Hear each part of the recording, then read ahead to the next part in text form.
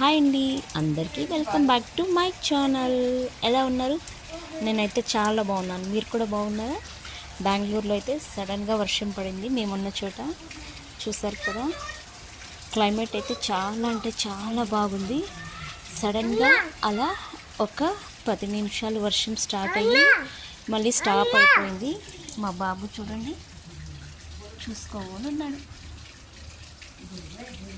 అన్న అన్న అంటున్నాడు. ఒక్కసారిగా వర్షం పడి నిలిచిపోయింది.